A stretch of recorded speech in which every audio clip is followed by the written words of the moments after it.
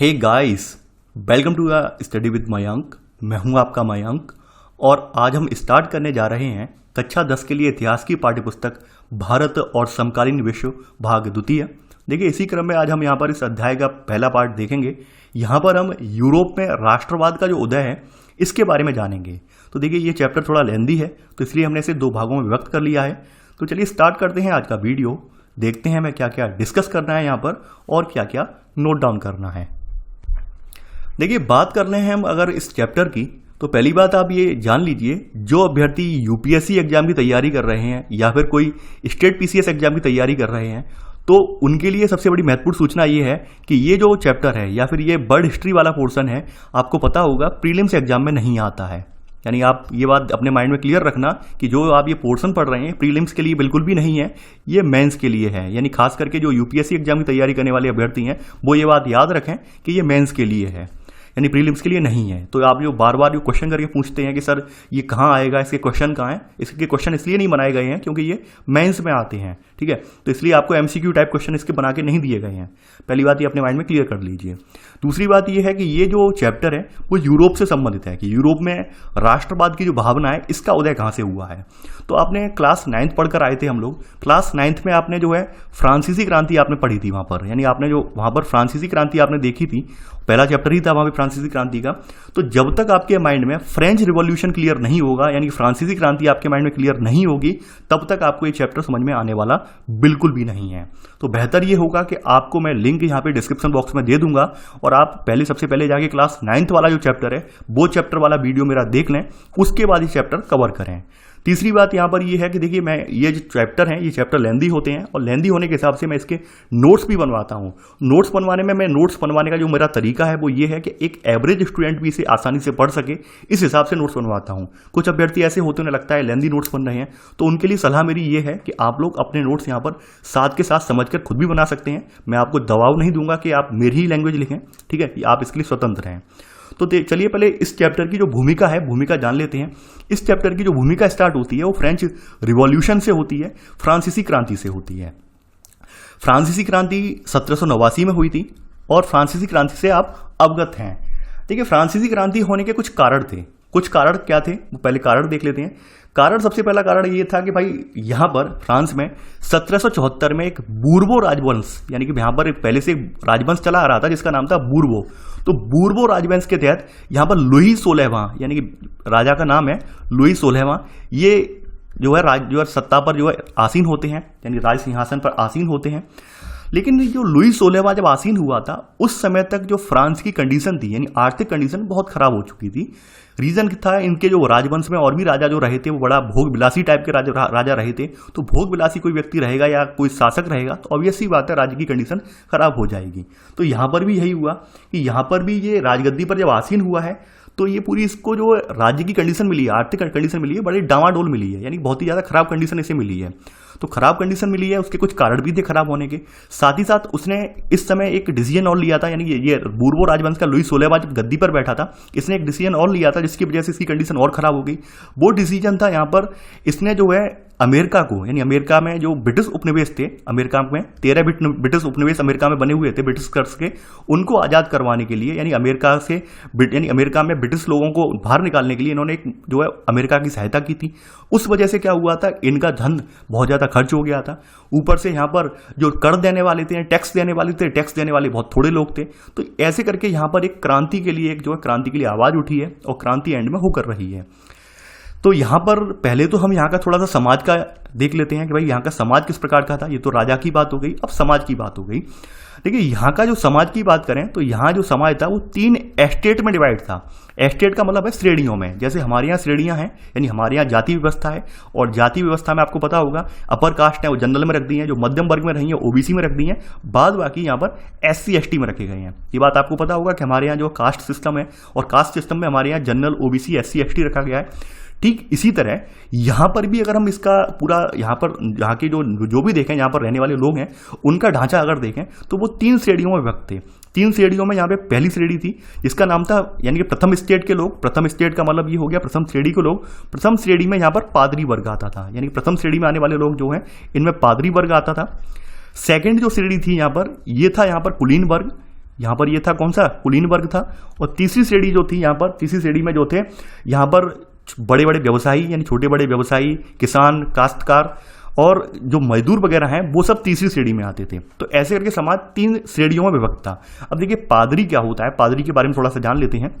पादरी जैसे हमारे यहाँ आपके धर्मगुरु जो होते हैं, चाहे हिंदू धर्म हो, मुस्लिम धर्म हो, हर धर्म में धर्म गुरु होते हैं, ठीक उसी प्रकार से यहाँ पर जो पादरी है, पादरी ईसाई धर्म से संबंधित हैं। और खास करके फ्रांस में जो चर्च है, चर्च वाले समाज का एक विशेष महत्व था। और चर्च के यहाँ पर जो यानी कि जो पिता हैं या चर्च के जो मेन करता है पादरी होते हैं, तो पादरी का वहां पर एक अलग ही वैल्यू था। और पादरी वाले वर्ग को यहाँ पर समाज में सबसे ऊपर रखा गया था, क्योंकि धर्मगुरु हैं ये, तो सबसे ऊपर ये वर्ग रखा गया था। अब पादरी वर्ग क्या करता था, देखिए पादरी वर्ग ये था, ये कोई टैक्स नहीं देता था, यानी कि ये पादरी वर्ग कोई भी टैक्स नहीं देता था। इनकी पूरी संख्या जो है, अगर फ्रांस की जनसंख्या की देख लें उस समय 1775 के लगभग, तो उस जनसंख्या में इनका योगदान 0.5% का था। लेकिन फ्रांस में जो जमीनें मौजूद थी, उन जमीनों का 20% हिस्सा इनके हिस्से में आता था। यानी फ्रांस में टोटल जो खेती योग्य जमीन थी, उनकी 20% जमीन ये पादरी लोगों के हाथ में थी। आप समझ सकते हैं कि कितना छोटा वर्ग है और जमीनों का कितना बड़ा हिस्सा इनके हाथ में है। क्योंकि भाई ये लोग जो है धार्मिक लोग थे, और धार्मिक लोगों के आधार पर इन्हें जो है तमाम दान वगैरह मिले थे, राजा वगैरह से बहुत सारी इन्हें जो है रियायतें मिली थी। ऊपर से ये सबसे ऊपरी वर्ग के लोग माने जाते थे, यानी कि अपर माने जाते थे, समाज में इनका दर्जा भी ज्यादा था। तो समझ सकते हैं आप, ऊपर से टैक्स भी नहीं देते थे। इसके अलावा ये लोग क्या करते थे, यानी कि जो पादरी वर्ग ये थे, ये जनता से एक टैक्स वसूलते थे, जिसका नाम था टाइद। टाइद करके एक टैक्स जो है, टाइड करके एक टैक्स जो है यहाँ पर टैक्स है, ये जनता से वसूलते थे। ये था एक धार्मिक कर था। टाइड एक जो था वो एक धार्मिक कर था। और धार्मिक कर यानी कि धार्मिक कर जो वसूला जाता था, ये टोटल कृषि उपज जितनी है उसका 1/10वां होता था। यानी जितनी भी कृषि उपज है उसका 1/10वां कर ये लोग टाइद के रूप में वसूलते थे जनता से। तो आप समझ सकते हैं पादरी लोग कोई टैक्स नहीं देते थे। अब अगले वर्ग में आ जाते हैं कुलीन वर्ग वाले।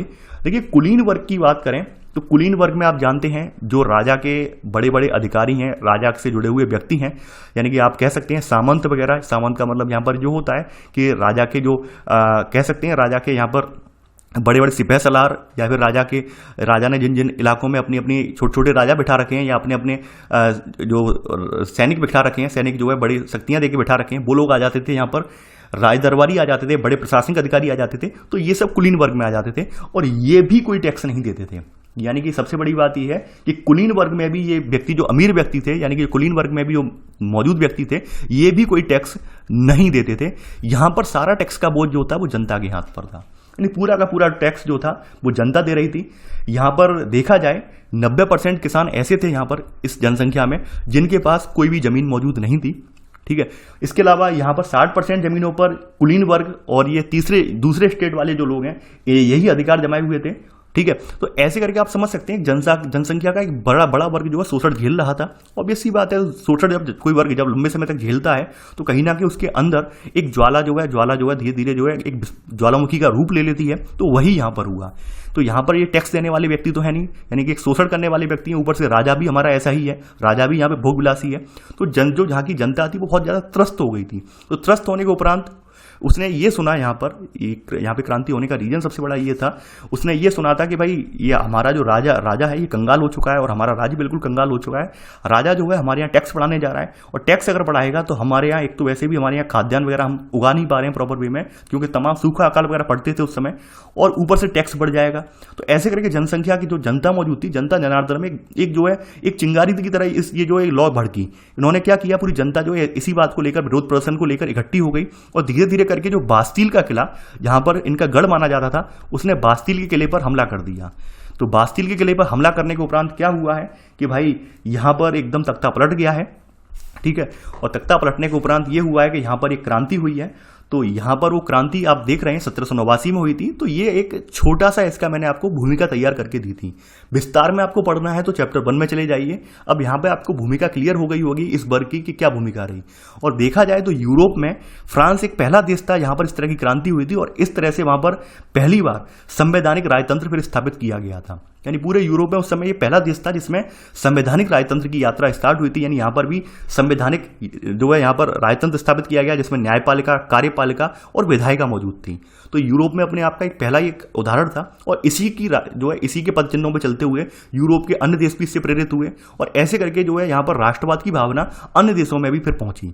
तो वही बात यहाँ पर बताई गई है, वही समझाने का प्रयास किया गया है। अब हम चैप्टर पे आते हैं। तो हम चैप्टर पे अब हम जब पहुंचे हैं यहाँ पर, तो चैप्टर में शुरुआत में ही एक इमेज है, थोड़ा सा ध्यान से देखेंगे आप इमेज। तो यहाँ पर एक महिला है, मसाल लिए हुए है हाथों में।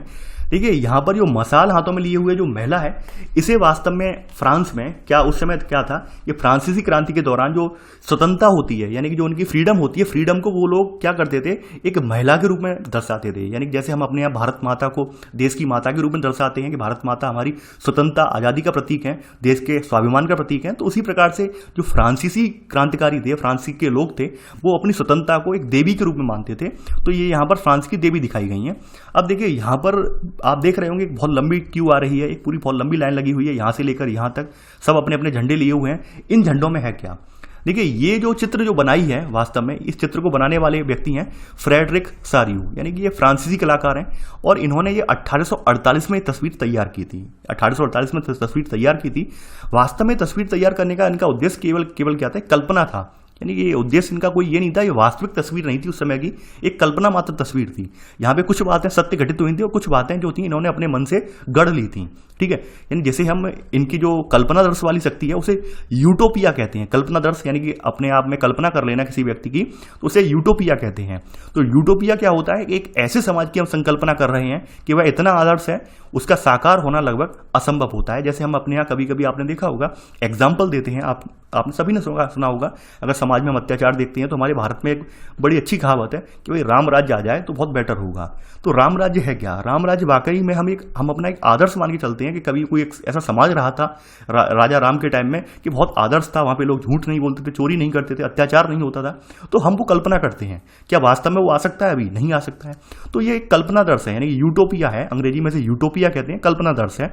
तो कल्पना दर्श को आप शुरुआत में लिख लेना, जिससे आपके माइंड में क्लियर हो जाए कि कल्पना दर्श होता क्या है। कि कल्पना दर्श का मतलब यही होता है कि एक ऐसे समाज की कल्पना जो इतना आदर्श है उसका साकार होना लगभग असंभव होता है। इसे नोट डाउन कर लेना। तो बात यहीं से स्टार्ट होती है 1848 में बनाई हुई तस्वीर से। तो यहां पर फ्रेडरिक सारियू ने इसमें 4 चित्रों की श्रृंखला एक बनाई है। यानी ये जो आप तस्वीर देख रहे हैं, इस तस्वीर में टोटल मिलाकर 4 चित्र हैं। पहला चित्र आपका ये वाला है, दूसरा चित्र यहाँ पर अमेरिकी लोग हैं, स्विट्जरलैंड के लोग हैं, फिर फ्रांसीसी वाले लोग यहाँ पे दर्शाए गए हैं। ठीक है, तीसरे में फिर जर्मनी वाले और जो यूरोप के बाद बाकी राष्ट्र हैं, तो उन राष्ट्रों की यहाँ पे दशा दिखाई गई है अपने अपने झंडा लिए हुए। ऊपर स्वर्ग में देवता दिखाए गए हैं, ये स्वर्ग में देवता इनके जो जीसस वगैरह जो हैं, तो वो सब इनके देवता दिखाए गए हैं। ऐसे करके 4 चित्रों की ये श्रृंखला बनाई गई है। तो 4 चित्रों की श्रृंखला बनाने का उद्देश्य यही था कि इन्होंने ये माना था कि सबसे पहले, ठीक है, यानी कि यहाँ पर आप थोड़ा सा इनके बारे में थोड़ा सा नोट करते चलिए, क्योंकि मैं भूल गया तो फिर मैं नोट नहीं करवा पाऊंगा कि 1848 में फ्रांसीसी कलाकार फ्रेडरिक सारियू ने 4 चित्रों से एक सपनों का एक संसार रचा, जो उसके शब्दों में जनतांत्रिक और सामाजिक गणतंत्रों से मिलकर बना था। यह आप पहला पॉइंट लिख लेना। अब देखिए यहां पर पहले चित्र में क्या है, पहले चित्र में इन्होंने जो दिखाया है, पहले चित्र में यहां पर इन्होंने जो दिखाया है वो यूरोप और अमेरिका के लोग हैं। वो स्वतंत्रता की जो प्रतिमा है इसका बंधन करते हुए, यानी इसकी अभिवादन करते हुए, इसकी पूजा करते हुए चले जा रहे हैं। स्वतंत्रता की प्रतिमा का स्वतंत्रता किससे ले रहे हैं ये लोग? राजतंत्रों से स्वतंत्रता ले रहे हैं। यानी कि जहां जहां पर राजतंत्र स्थापित है, अब वहां पर लोकतंत्र स्थापित करने की कवायद हो रही है। तो ऐसे में स्वतंत्रता की देवी की पूजा करते जा रहे हैं। यानी स्वतंत्रता की देवी की पूजा करने का अभिप्राय इस चित्र में ये है कि उन्हें स्वतंत्रता मिलती जा रही है। ठीक है, तो ऐसे करके यहाँ पे स्वतंत्रता की देवी आपने प्रतिमा के रूप में देख ली। तो सबसे पहले यहाँ पर प्रतिमा के सामने आप देख पा रहे हैं कि जमीन पर राजा वगैरह हैं, उनके क्राउन दिख रहे होंगे, यानी मुकुट वगैरह आपको दिख रहे होंगे, ध्वंस अवशेष दिख रहे होंगे। तो वो यहाँ पर दिखाए गए इनकी प्रतिमा के सामने। यानी जैसे जैसे लोग स्वतंत्रता की प्रतिमा को पार करते जा रहे हैं, तो इसका मतलब ये है कि उन देशों को आज़ादी मिलती जा रही है, और बाद बाकी कुछ देश ऐसे हैं जो पीछे इस लाइन में लगे हुए हैं। तो ऐसे करके ये चित्र बनाया गया था। ऊपर से देवता दिखाए गए थे। तो ऐसे करके कल्पना रस वाला चित्र ये बनाया गया था। कल्पना की गई थी कि भाई सभी राज्य जो हैं, सभी हमारे यहाँ, हमारे यूरोप में जितने भी राज्य स्थित हैं, छोटे छोटे राज्य, राजाओं के राज्य स्थित हैं, अब वो राज्य जो है राष्ट्र बन चुके हैं। समझने वाली बात है, राज्य से यानी कि राज्य जो है अब क्या बन गए हैं, एक राष्ट्र राज्य बन गए, यानी नेशन बन गए हैं। यहाँ पर किसी राजा का ये राज्य नहीं है, अब ये राष्ट्र है, यानी कि लोगों ने निर्माण किया है, उस देश के निवासियों ने, चाहे अमीर हो गरीब हो किसी भी तबके का हो, उन सब ने मिलकर, उनके सबके खून पसीने ने मिलकर एक राष्ट्र का निर्माण किया है, यानी कि एक नेशन को बनाया है। ठीक है, तो अब यहाँ पर राष्ट्र राज्य वाली अवधारणा का यहाँ पर उदय होता है, तो यहाँ पर उनके बारे में बताया गया है। तो यहाँ पर आपने पहला पॉइंट तो ये नोट कर लिया होगा। आगे बढ़ते हैं। ठीक है, यहाँ पर आगे बढ़ने पर यहाँ पर अब स्टार्ट होता है सेकंड पॉइंट। सेकंड पॉइंट में अब आप नोट करते जाएंगे। सेकंड पॉइंट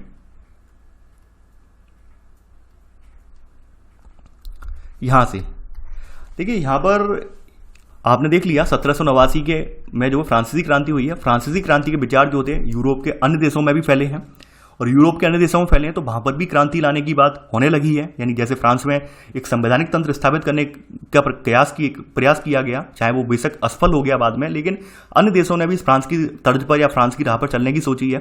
तो यहां पर वही बताया गया है कि 19वीं सदी के दौरान राष्ट्रवाद एक ऐसी ताकत बनकर उभरा जिसने यूरोप के राजनीतिक और मानसिक जगत में एक भारी परिवर्तन ला दिया। यानी वहां पर एक राष्ट्रवाद, यानी हम राष्ट्र की, यानी कि ये देश किसी के बाप का नहीं है। सबके मन में एक बात आ गई कि भाई ये देश किसी के बाप का नहीं है, किसी राजा ने नहीं बनाया देश, इस देश को इस देश के नागरिकों ने मिलकर बनाया है। यानी कि इस देश को इस देश के नागरिकों ने, चाहे कोई भी नागरिक हो, चाहे वो किसी भी वर्ग का हो, किसी भी जाति का हो, किसी धर्म का हो या किसी भी तबके का हो, ठीक है, उसने मिलकर बनाया है। किसी यहाँ पर राजा का आधिपत्य नहीं है, राष्ट्रवाद वाली एक भावना आ गई। यानी कि हम इस देश के नागरिक हैं, अब किसी की प्रजा नहीं है, किसी के हम दिए हुए यहाँ पर कह सकते हैं दया पर हम जीवित नहीं रह रहे हैं, बल्कि अपने अधिकार के लिए जीवित रह रहे हैं। तो ऐसी भावना यहाँ पर जागृत हुई है फ्रांसीसी क्रांति के साथ साथ।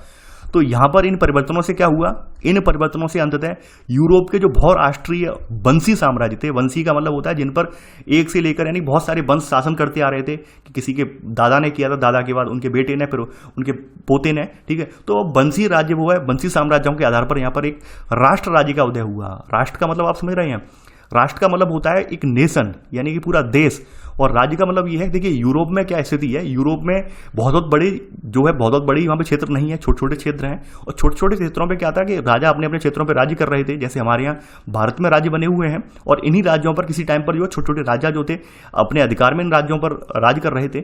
हमारे यहाँ क्या हुआ कि हमारे यहाँ सभी राज्यों को मिलाकर हमने एक संघ बना दिया और पूरे उसे भारत का नाम दे दिया। यहाँ पर ऐसा पॉसिबल नहीं हो पाया, यहाँ पर यही छोटे छोटे राज्य जो है बाद में अपने आप में देश बन गए हैं, तो इसलिए इन्हें जो है राष्ट्र राज्य की संज्ञा दी गई है। इन्हें क्या राष्ट्र राज्य की इन्हें जो है संज्ञा दी गई है, आप ध्यान रखना ये बात। और राष्ट्र का मतलब आप समझ रहे होंगे, मैंने पहले ही बताया था कि राष्ट्र का मतलब होता है कि भाई एक बड़ा, यहाँ पे साफ साफ देखिए ये फ्रांसीसी दार्शनिक हैं अर्नेस्ट रेनन, इन्होंने अपने शब्दों में राष्ट्र क्या है, राष्ट्र के नाम बताया है। तो राष्ट्र के बारे में इन्होंने बताया है कि एक राष्ट्र जो है लंबे प्रयासों, त्याग और निष्ठा का चरम बिंदु होता है। ठीक है, तो यहां पर इन्होंने एंड में लिखा भी है कि राष्ट्र एक बड़ी और व्यापक एकता है, लार्ज स्केल सॉलिडेरिटी है यहाँ पर। ठीक है, तो सॉलिडेरिटी है, और इसका अस्तित्व जो है रोज होने वाला जनमत संग्रह का मतलब ये है कि यहाँ पर जो यहाँ पर रहने वाले नागरिक हैं वो अपने यहाँ पर शासक का चुनाव करते हैं और उसे हटाने की योग्यता भी रखते हैं जनमत संग्रह के जरिए। तो वो वास्तव में वो प्रक्रिया जो है वो एक देश को एक राष्ट्र बनाती है, एक राज्य को एक राष्ट्र बनाती है। तो यहाँ पर ऐसे करके यहाँ पर जैसे जैसे आप देखते होंगे विचार, नवाचारी विचार जैसे जैसे आते गए हैं, तो यहाँ पर लोगों के अंदर जो बहुवंशीय साम्राज्य थे उनको ध्वस्त करके राष्ट्र राज्य की स्थापना का उद्देश्य इन लोगों के माइंड में जागृत हो चुका है। और ये भावना जो इनके अंदर जागृत हुई, साझेपन वाली भावना थी, यानी हम एक देश के नागरिक हैं, किसी राजा की प्रजा नहीं है, ये भावना शुरुआत से नहीं थी। ये भावना जागृत हुई कुछ नेताओं की वजह से। जैसे फ्रांस में एक नेता हुए तो कुछ नेताओं ने लोगों के अंदर लोगों को जगाया कि आप लोग को अपने अधिकारों की बात करनी चाहिए। यानी राजा हैं, राजा का मतलब ये नहीं है कि राजा जो आदेश देगा वो हम मानते रहेंगे, नहीं, हम अपने अधिकारों की बात भी करेंगे। तो ऐसे करके यहाँ पर एक साझेपन की भावना जो पहले कभी नहीं थी, वो बाद में जो यहाँ पर नेता वगैरह हुए हैं तो नेताओं ने वो भावना लोगों के अंदर जागृत की है। तो यहाँ पर आप सेकंड का सब पॉइंट यहाँ पर लिखेंगे। सेकंड का सेकंड सब पॉइंट है कि साझेपन की यह भावना अनंत काल से नहीं थी, यह संघर्षों और नेताओं तथा आम लोगों की सरगर्मियों से निर्मित हुई थी।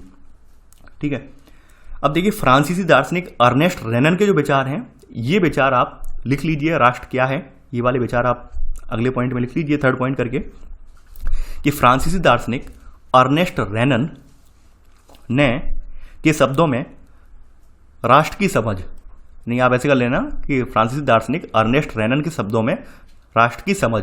तो यहाँ पर इन्होंने पूरा अपना व्याख्यान दिया। व्याख्यान का जो सार है वो सार हम ले लेते हैं। सार इसका यही है, राष्ट्र एक बड़ी और व्यापक एकता है और उसका अस्तित्व जो है रोज होने वाला जनमत संग्रह है। जनमत संग्रह का मतलब ये है कि जहां पर लोग अपनी चॉइस के अकॉर्डिंग अपना वोट देकर किसी का चुनाव कर सकते हैं और किसी को हटा भी सकते हैं। यानी कि यहाँ पर वही जनमत संग्रह का मतलब यही होता है, एक प्रत्यक्ष मतदान जिसके जरिए एक क्षेत्र के सभी लोगों से एक प्रस्ताव को स्वीकार या अस्वीकार करने के लिए पूछा जाता है।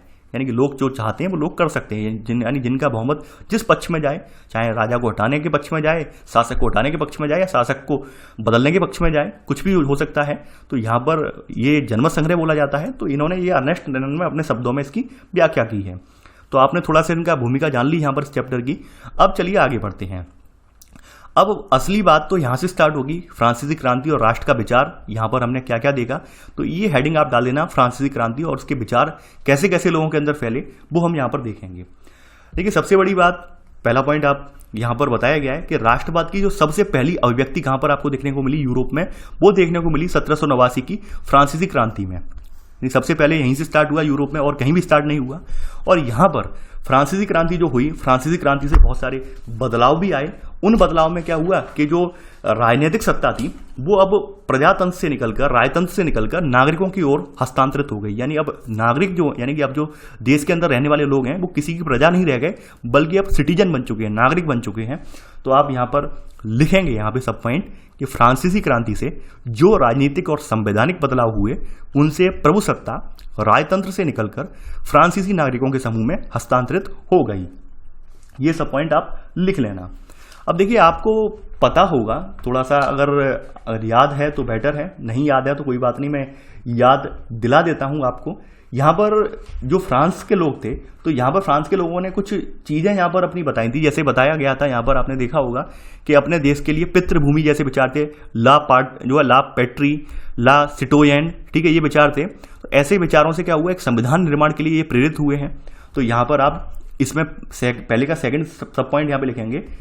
यहाँ पर पहले का सेकंड सब पॉइंट मत, सेकंड पॉइंट कर लेना यहाँ पर कि पितृभूमि यानी कि ला पैट्री और नागरिक ना सिटोयन, जिसे हम सिटीजन कहते हैं अपनी भाषा में, जैसे विचारों ने एक संयुक्त समुदाय के विचार पर बल दिया जिसे एक संविधान के अंतर्गत समान अधिकार प्राप्त थे। यानी कि ऐसे करके यहाँ पे फ्रांस में एक संवैधानिक की नींव रखी गई है। तो यहाँ पर आपने नोट कर लिया होगा। और इसके जरिए फिर क्या किया, इन्होंने अपना एक नया झंडा चुना है, नया फ्रांसीसी झंडा इन्होंने चुना। और पहले वाले जो राष्ट्र ध्वज था, राज ध्वज था, यानी किसी राजा का ध्वज था, उसकी जगह इसने ले ली। तो यहाँ पर आप लिख लेना आप इसका सब पॉइंट कि एक नया फ्रांसीसी झंडा तिरंगा चुना गया जिसने पहले के राज ध्वज यानी कि राजा का जो ध्वज था उसकी जगह ले ली। ठीक है, इसके अलावा यहाँ पर जो पहले स्टेट जनरल हुआ करती थी, जहाँ पर राजा का शासन चलता था, राजा की बैठक होती थी, उसका नाम बदलकर बाद में नेशनल असेंबली कर दिया गया। देखिए ये डिटेल में हम नहीं पढ़ेंगे क्योंकि हम फ्रांसीसी क्रांति के बारे में सारे तथ्य लिख चुके हैं। कुछ चुनिंदा पॉइंट है उन्हें हमें रिपीट इसलिए करना पड़ रहा है ताकि इस चैप्टर की स्टार्टिंग में जब आप पढ़ें तो भूमिका क्लियर हो जाए। तो अब यहाँ पर क्या था कि अब अपने भूभाग में रहने वाले जितने भी यहाँ पर नागरिक थे उनके लिए समान कानून बनाए गए। देखिए समान कानून तो बनाए गए लेकिन कुछ अपवाद यहाँ पर भी थे। स्टार्टिंग में यहाँ पर जैसे वोटिंग वाला अधिकार है, वोटिंग वाला अधिकार यहाँ का सबसे विवादास्पद रहा था। यानी जिन जिन राजनेताओं ने वहाँ पर वोटिंग का अधिकार बनाया था, यानी मत देने का अधिकार बनाया था, तो स्टार्टिंग में मत देने का अधिकार केवल और केवल जो जैकोबिन क्लब के यहाँ पर संपन्न लोग थे, धनाढ़ लोग थे, उन्हीं को अधिकार था। कुछ वर्षों के उपरांत जो है अधिकार जो था वो अन्य लोगों को भी दे दिया गया, लेकिन महिलाओं को फिर भी वंचित रखा गया। महिलाओं के अधिकारों के लिए एक महिला थी, तो उस महिला ने यहाँ पर एक लंबी लड़ाई लड़ी है, महिला यानी कि वोटिंग के अधिकार के लिए। उस महिला का नाम था ओलंप दे गूंज। तो उसने एक लंबी लड़ाई भी लड़ी है महिलाओं की वोटिंग के अधिकार के लिए। तो ऐसा नहीं है कि समान कानून बनाए गए, समान कानून में सबको समान अधिकार दे दिए गए, ऐसा अभी इतनी जल्दी पॉसिबल यहाँ पे नहीं हुआ था। यहाँ पे शुरुआत हुई थी संविधान बनाने की, लेकिन फिर भी उसमें कुछ ना कुछ भेदभाव रखा था। यानी हमारे यहाँ भी ऐसा ही आपने देखने को मिलेगा कि हमारे यहाँ भी शुरुआत में क्या था, वोटिंग वाला जो सिस्टम था, तो वोटिंग में सभी लोग हिस्सा नहीं लेते थे, केवल कुछ चुनिंदा लोग हिस्सा लेते थे। तो ऐसे करके बाद में जो है महिलाओं को अधिकार भी हमारे यहाँ दे दिया गया है। तो वही सिस्टम यहाँ पर भी था। यहाँ पे शुरुआत में सभी को अधिकार वोटिंग का नहीं था, केवल जो धनाढ़ संपन्न लोग थे वही वोट देते थे। गरीब तबके के लोग या वयस्क 25 साल से नीचे वाले लोग यहाँ पर नहीं देते थे। तो वो सब बातें यहाँ पर हम आप अगर देखना चाहें तो आपको फ्रांसीसी क्रांति वाली चैप्टर में पढ़ने को आपको मिल जाएंगी। यहाँ पर मैंने केवल जिक्र किया है आपके माइंड में। तो यहाँ पर आपने सेकंड का सेकंड सब पॉइंट ये नोट कर लिया होगा। आगे बढ़ते हैं यहाँ पर। अब देखिए यहाँ पर क्या था कि आयात निर्यात शुल्क एक समान व्यवस्था ये सब उन्होंने यहाँ पे शुरू कर दी यहाँ पर। तो यहाँ पर आयात निर्यात शुल्क को उन्होंने समाप्त कर दिया है, यानी जो सुधार किए हैं, जो वो सुधार सब आप लिख चुके हैं ऑलरेडी। सबसे बड़ी बात यहाँ पर क्या है कि यहाँ पर इन्होंने फिर पेरिस में फ्रेंच बोली यहाँ पर बोली जाती थी, यानी कि फ्रांस की राजधानी जो आज वर्तमान में पेरिस है, वहाँ पे फ्रेंच बोली और लिखी जाती थी, वही इन्होंने अपनी जो है राष्ट्र की एक साझी भाषा बना दी है और एंड में पूरे देश की भाषा ये बन गई है। तो आप यहाँ पर नोट कर लेना सेकेंड का थर्ड सब पॉइंट। अब देखिए, जब किसी भी देश में क्रांति होती है तो ऑब्वियस सी बात है उसके आसपास रहने वाले लोग हैं वो भी उससे प्रेरित होते हैं, प्रभावित होते हैं। तो जब एक नया जोश, एक नया जो है यहाँ पे कह सकते हैं एक जुनून फ्रांस के लोगों में आया, फ्रांस के राजनेताओं में आया, तो उन्हें लगने लगा कि भाई हम अब आज़ाद हुए हैं तो हम अपने अड़ोसी पड़ोसी देशों को भी आज़ाद करवाएंगे। तो शुरुआत में इन्होंने घोषणा की है थर्ड पॉइंट। तो थर्ड पॉइंट में लिख लेना, फ्रांसीसी क्रांतिकारियों ने घोषणा की कि वह यूरोप के लोगों को निरंकुश, ऐसा राजा जिसका अपने शासन पर कोई अंकुश ना हो या फिर बिल्कुल सेना के दम पर शासन चला रहा हो, तो निरंकुश शासकों के शासन से मुक्त कराएंगे। तो यहां पर आप थर्ड पॉइंट लिख लेना कि इन्होंने घोषणा की कि वह यूरोप के लोगों को निरंकुश शासकों से मुक्त कराएंगे। ठीक है, यानी इन्होंने फ्रांसीसी क्रांतिकारियों ने ये घोषणा भी कर दी है कि भाई जो यूरोप में जो भी यहाँ पे और भी देश हैं, तो वहाँ पर जो निरंकुश शासक तैनात हैं हमारे यहाँ देश की तरह हमारे यहाँ जैसे लुई 16वां निरंकुश शासक था, तो वैसे शासक जो तैनात हैं तो उनको हम यहाँ पर उन देशों को जो है उन शासकों से आज़ाद करवाएंगे। तो जैसे ही ये खबर जो है अन्य देशों में लगी है, अन्य देशों में पहुंची है, तो वैसे ही वहाँ पर एक नई प्रतिक्रिया देखने को मिली है। तो जब फ्रांस की घटनाओं की खबर यूरोप के विभिन्न शहरों में पहुंची तो छात्र, शिक्षित मध्य वर्गों के अन्य सदस्य जैकोबिन क्लबों की स्थापना करने लगे। अब देखिए, जैकोबिन क्लब यहां पर आया है, जैकोबिन क्लब के बारे में आप जानते होंगे। देखिए 1791 की बात है। यहाँ पर जो राजनेता वगैरह थे उनको 1791 में जहाँ पर संविधान जब बना था इनके देश में, तो वहाँ पर एक जैकब नाम की जगह थी जहाँ पर अपनी सभाएं वगैरह करते थे, राजनीतिक चर्चाएं वगैरह करते थे। तो उसमें सभा वगैरह में शामिल होने वाले लोगों को जैकोबिन क्लब का नाम दे दिया गया। और यहाँ पर इनके मुख्य नेता जो थे उस समय वो थे मैक्समिलियन रॉबेस्पियर। रॉबेस्पियर का नाम आपने सुना होगा, वहाँ पर मैंने बताया भी था। तो मैक्समिलियन रॉबेस्पियर इनके नेता थे जैकोबिन क्लब के। ठीक है, तो यहाँ पर जैकोबिन क्लब वहाँ पर एक तरह से कह सकते हैं यानी कि संविधान का प्रतीक मान सकते हैं या फिर लोकतंत्र का प्रतीक मान सकते हैं। तो ये क्या था कि जैसे ये घटना, इनकी जो खबर है, फ्रांस वाले लोगों, फ्रांस के क्रांतिकारियों ने जैसे ही कहा है कि भाई हम आपके देशों को भी आज़ाद करवाएंगे, तो लोगों ने यही प्लानिंग कर ली कि जैसे फ्रांस में पद्धति चलती है कि वहाँ पर जो राजनेता वगैरह हैं या फिर जो देश को चलाने वाले लोग हैं वो सब जैकोबिन क्लब में जाकर चर्चा करते हैं। तो जैकोबिन क्लबों को हम अपने यहाँ भी स्थापित करेंगे ताकि हमारे यहाँ के लोग भी देश में लोकतंत्र स्थापित करवाने के लिए, संवैधानिक तंत्र स्थापित करवाने के लिए यहाँ पर चर्चा कर सकें। तो ऐसे करके ये सब चीज़ें होने लगी। जब ये होने लगी तो फिर क्या हुआ कि धीरे धीरे करके जो क्रांतिकारी थे, फ्रेंच क्रांतिकारी, तो ये फ्रेंच क्रांतिकारी यानी कि फ्रेंच क्रांतिकारी का मतलब ये था कि भाई उस समय फ्रांस में जो है यहाँ पर लोकतंत्र स्थापित हो गया था। तो लोकतंत्र स्थापित होने की वजह से आर्मी वगैरह जो कुछ प्रशासन नियंत्रण जो था वो के नेताओं के हाथ में आ गया था, यानी कि जो संवैधानिक जो आपके लोकतांत्रिक नेता थे उनके हाथों में आ गया था। तो उन्होंने क्या किया था, क्रांतिकारी युद्धों के साथ ये इन्होंने जो है अपनी सेनाएं वगैरह जो थी राष्ट्रवाद के विचारों के साथ विदेशों में भेज दी। विदेशों में क्यों भेजी? भेजने का उद्देश्य ये था कि अन्य देशों को भी राजाओं के निरंकुश शासन से आज़ाद करवाएंगे। अब देखिए यहाँ पर एक छोटा सा सोचने वाली बात है, बहुत छोटी सोचने वाली बात है। ऑब्वियस सी बात है कि कोई मान लीजिए कोई देश, ठीक है, मान लीजिए कोई एक देश फ्रांस है, हम फ्रांस का एग्जाम्पल ले रहे हैं। फ्रांस दूसरे देशों में सेनाएं भेज रहा है, अपनी सेनाएं इसलिए भेज रहा है कि भाई वहाँ के लोगों को आज़ाद करवाया जा सके निरंकुश राजा के शासन से। अब ऑब्वियस सी बात है, जब ये फ्रांस वहाँ के राजा को गद्दी से हटाने की पावर रखता है तो ये क्यों चाहेगा कि भाई ये राजा हटने के बाद ये लोग स्वतंत्र हो जाएं और अपना लोकतंत्र स्थापित करें? ये भी तो चाहेगा कि भाई हमारा शासन यहाँ पे स्थापित हो जाए। और वही एंड में हुआ। शुरुआत में जब जोर शोर से इनके विचारों से लोग प्रभावित तो थे, लेकिन धीरे धीरे करके क्या हुआ कि फ्रांस के जो राजा, जो फ्रांस के शासक जो थे, यानी कि जो भी संवैधानिक शासक वहाँ पर थे, उनकी नीतियाँ एकदम पलट गईं। उन्होंने फिर कहा नहीं, अब हम सेना भेजकर अब राजा को हटा सकते हैं, तो वो हम क्षेत्र अपने नियंत्रण में लेंगे। और वही यहाँ पर हुआ। तो जब ऐसी नीतियां जब इनकी हो गई, फिर लोगों ने धीरे धीरे करके लोगों के अंदर एक गुस्सा, एक विरोध फ्रांस के प्रति स्टार्ट हो गया।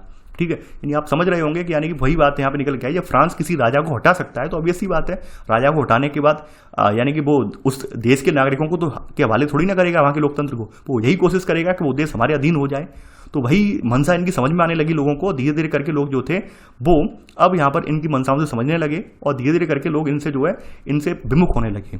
ठीक है, अब उसी दौरान यहाँ पर थोड़ा सा तख्ता पलटता है फ्रांस में। आपने पढ़ा भी होगा कि फ्रांस में फिर से यानी कि फ्रांस में अगर कहा जाए कि जो रोबेस्पियर थे, रोबेस्पियर के शासन के बाद फिर से यहाँ पर एक समय ऐसा आया जब यहाँ पर फिर से संवैधानिक तंत्र को बिल्कुल ध्वस्त कर दिया गया और राजतंत्र पुनः स्थापित कर दिया गया। और ऐसा करने वाला व्यक्ति कौन था? वो था नेपोलियन बोनापार्ट। इसका नाम आपने सुना होगा कि यहाँ पर नेपोलियन बोनापार्ट की एंट्री हो जाती है और नेपोलियन बोनापार्ट ने सन 1804 ईस्वी में खुद को फ्रांस का जो है सम्राट घोषित कर दिया है और ऐसे करके यहाँ पे संवैधानिक तंत्र फिर से नष्ट हो गया है। तो इसने क्या किया है कि जो पहले यहाँ के संवैधानिक जो शासक थे, संवैधानिक के अनुरूप चुने हुए नेता थे, जिनकी जो नीतियाँ थी कि दूसरे देशों को हम वहाँ से राजतंत्र को हटाएंगे और वहाँ पर ऐसे ही लोकतंत्र स्थापित करवा के उन्हें अपने अधीन लेंगे, इसने वो नीतियों को आगे बढ़ा दिया है। अब इसने ये किया है कि जब हम यहाँ पे राजा बन गए हैं फ्रांस के, तो हम ये करेंगे, हम अन्य देशों पर आक्रमण करेंगे और उन्हें अपने अधीन करेंगे। यानी उसने वही नीतियों को आगे बढ़ा दिया है। तो यहाँ पर अब आप यहाँ पर नोट करेंगे, यहाँ पर अब देखिए, यहाँ पर आपने ये तो नोट कर लिया होगा थर्ड का सब पॉइंट, ठीक है। यहाँ तक तो सेकंड सब पॉइंट यहाँ पे नोट कर लिया होगा आपने। आगे बढ़ते हैं, चौथा पॉइंट यहाँ पे अब आप लिखेंगे, फ्रांस में राजतंत्र वापस लाकर नेपोलियन ने निसंदेह यानी आप लिखेंगे फ्रांस में राजतंत्र लाकर नेपोलियन ने वहां प्रजातंत्र को नष्ट कर दिया, मगर प्रशासनिक क्षेत्र में उसने क्रांतिकारी सिद्धांतों का समावेश किया। लेकिन उसने जो प्रशासनिक नियंत्रण में कुछ चीजें जो थी उसमें परिवर्तन किया और उन्हें पहले जैसा नहीं रखा। पहले जो राजा होते थे निरंकुश टाइप के, वो परिवर्तन उसने कर दिए, कुछ नए यहाँ पे नई चीजों का समावेश किया ताकि लोगों की जो आस्था थी, पहले जो राजा के प्रति लोगों का विमुख हुए थे राजा से, तो अब वो लोगों की आस्था राजा में फिर से जागृत हो जाए। तो उसने कुछ ऐसे परिवर्तन किए। तो यहाँ पर क्या परिवर्तन किए हैं वो भी हम देख लेते हैं। सबसे पहले 1804 में इसने एक नागरिक संहिता बनाई है, यानी कि कह सकते हैं नागरिकों के लिए एक नया नियम कानून, जिसे आमतौर पर नेपोलियन की संहिता के नाम से भी जाना जाता है। तो इसने जो जन्म पर आधारित विशेषाधिकार मिले हुए थे उन्हें समाप्त कर दिया। जन्म पर आधारित विशेषाधिकार का मतलब ये है कि पहले का जो समाज था एस्टेट्स में डिवाइड था, यानी कि मान लीजिए पादरी के घर में जन्मा बच्चा पादरी बनेगा या फिर कुलीन वर्ग में जन्मा बच्चा कुलीन वर्ग का ही बनेगा। उसने ऐसे विशेषाधिकार जो थे वो खत्म कर दिए। जैसे हमारे यहाँ नहीं है, जाति व्यवस्था के आधार पर अपर कास्ट में कोई पैदा हो रहा है तो अपर कास्ट का ही रहेगा, लोअर कास्ट में कोई पैदा हो रहा है तो लोअर कास्ट का ही रहेगा। अब इसने वो चीज़ खत्म कर दी। इसने कहा नहीं, अब ऐसा नहीं है, अब आदमी जो कर्म करेगा उसके अकॉर्डिंग उसका स्थान डिसाइड होगा कि वो क्या बनेगा। यानी ये पादरी वर्ग में पादरी के घर में जन्म ले रहा है तो पादरी नहीं बनेगा, उसको वही अधिकार नहीं दिए जाएंगे। कुलीन वर्ग में जो जन्म ले रहा है तो कुलीन वर्ग वाले अधिकार नहीं दिए जाएंगे। मजदूर में जो जन्म ले रहा है उसको वही अधिकार यानी कि उसकी योग्यता के अकॉर्डिंग दिए जाएंगे। तो ऐसे क्या हुआ कि एक अल्प समय के लिए लोगों का विश्वास फिर से अपने राजा के प्रति जगा, यानी कि एक अल्प समय के लिए लोगों की निष्ठा फिर से कि लोगों को लगा कि भाई एक परिवर्तन आया है। यानी पहले वाले राजा तो यही करते थे, जो अपर लोग बैठे थे यानी ऊपर वाले राजशाही वाले लोग बैठे थे, उनके हाथ में अधिकार थे तो मनमाने ढंग से हमारा शोषण कर रहे थे। लेकिन यहाँ पर तो स्थिति इन्होंने बदल दी है। तो लोगों ने फिर से अपनी आस्था जो है फ्रांस के लोगों ने नेपोलियन पर अपनी आस्था यहाँ पे फिर से दिखाई है। तो इसी का परिणाम हुआ है कि नेपोलियन को इनका साथ मिला फिर से और नेपोलियन फिर तमाम देशों में आक्रमण करता गया। एंड में एक स्थिति ये आई कि नेपोलियन के आक्रमणों की वजह से नेपोलियन की हार भी हुई है, क्योंकि आप समझ सकते हैं कि अन्य देशों में भी एक आक्रोश की ज्वाला भड़क उठी। आक्रोश की ज्वाला भड़कने का रीजन यही था, लोगों ने सोचा तो ये था कि हमारे यहाँ लोकतंत्र स्थापित करवाएंगे फ्रांस वाले, लेकिन हुआ उल्टा। ये तो खुद उन देशों को अपने अधीन करने लगे। तो लोग ऐसे करके कुछ शासक इनसे रुष्ट भी हो गए। रुष्ट होने में ये हुआ नेपोलियन की हार भी होती है। यानी आपको पता होगा कि नेपोलियन 1815 में वाटरलू की लड़ाई में ये नेपोलियन हार गया है। यानी वाटरलू के नाम की एक लड़ाई हुई है, तो वाटरलू की लड़ाई में नेपोलियन जो है ये हार गया है वहाँ पर। ये हम पहले पढ़ चुके हैं। तो अब यहाँ पे चुनिंदा पॉइंट्स हैं, उन्हें हम पहले लिख लेते हैं, ठीक है। तो ये आपने सब पॉइंट लिख लिया होगा, चौथे का पहला सब पॉइंट। आगे बढ़ते हैं यहाँ पर। अब देखिए यहाँ पर थोड़ा सा इसमें लिख ले, यहाँ पर आपने लिख लिया होगा नेपोलियन संहिता के नाम से जानते हैं। तो यहाँ पे लिखेंगे आप इस संहिता को, अगला सब पॉइंट, इस संहिता को फ्रांसीसी नियंत्रण के अधीन क्षेत्रों ब्रैकेट में डच, स्विट्जरलैंड, इटली और जर्मनी, डच, स्विट्जरलैंड, इटली और जर्मनी, ठीक है, मैं लागू कर सामंती व्यवस्था को खत्म किया और किसानों को भूदासत्व और जागीरदारी शुल्कों से मुक्ति दिलाई। भूदासत्व का मतलब क्या होता है? कृषि दास, यानी कि जो खेती करने वाले दास हैं, खेती करने वाले जो मजदूर हैं जिन्हें दास बना लिया गया है, उनसे मुक्ति दिलाई। जागीरदारी का मतलब क्या होता है? जैसे हमारे यहाँ जमींदार होते हैं, जमींदार जिनके राजा ने जिनके अधीन 500-500 एकड़ 600-600 एकड़ जमीन कर दी थी और कहा था कि आप इन पर खेती करवाइए दासों से, उनसे टैक्स वसूलिए। तो वही व्यवस्था जहाँ पर भी थी।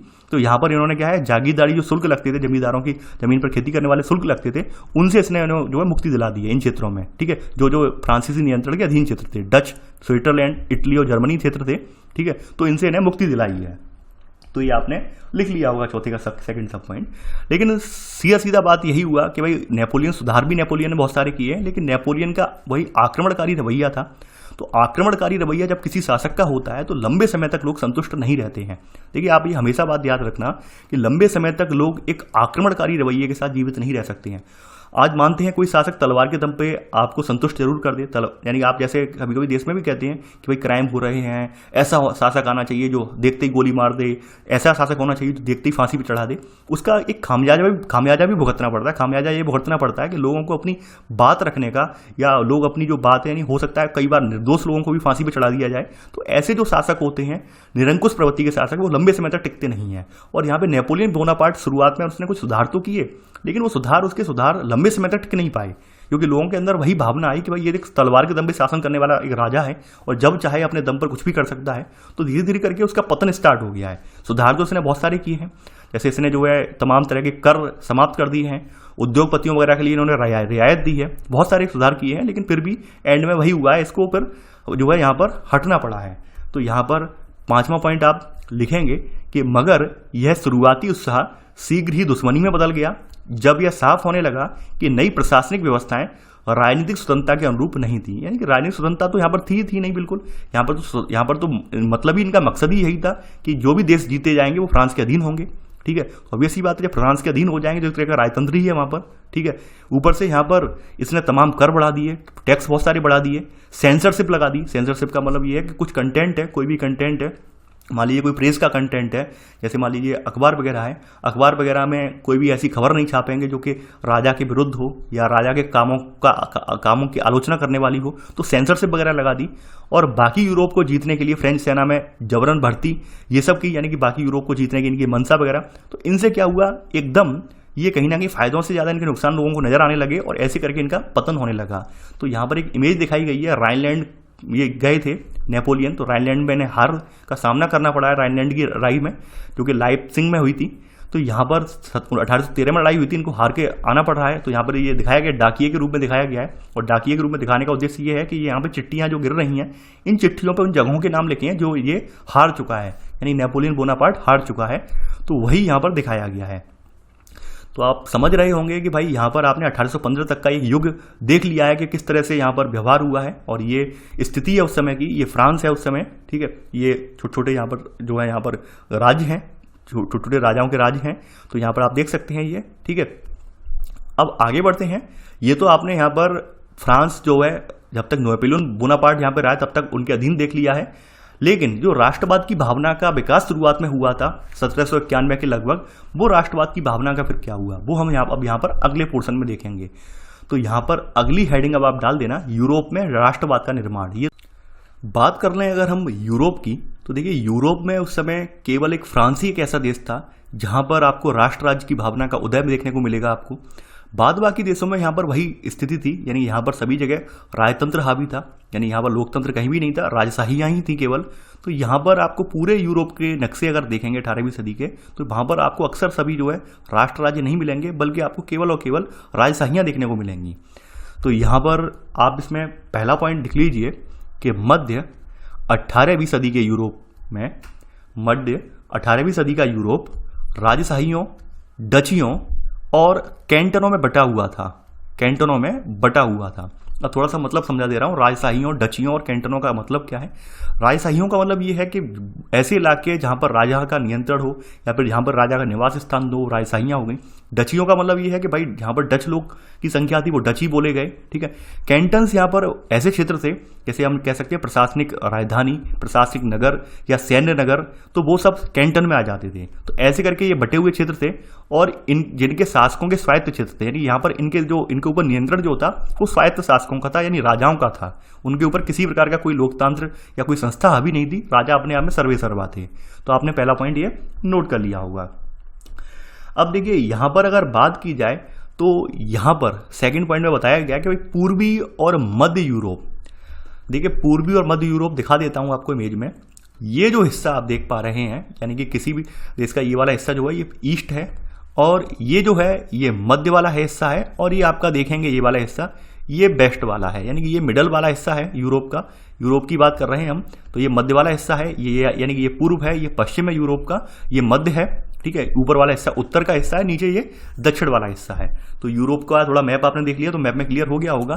तो यहाँ इन देशों की बात हो रही है। अब इन देशों की बात हो रही है, पूर्व की तरफ वाले देशों की बात हो रही है। तो पूर्व में जो देश हैं या फिर मध्य पूर्वी जो देश हैं, तो वहां पर अधिकतर देश, जैसे हमारा फ्रांस 1789 से पहले था, यहाँ पे निरंकुश राजा का शासन था, तो उसी तरह के वहां पर भी राजतंत्र स्थापित थे। तो यहां पर सेकंड पॉइंट आप नोट करेंगे कि पूर्वी और मध्य यूरोप निरंकुश राजतंत्रों के अधीन थे और इन इलाकों में तरह तरह के लोग रहते थे।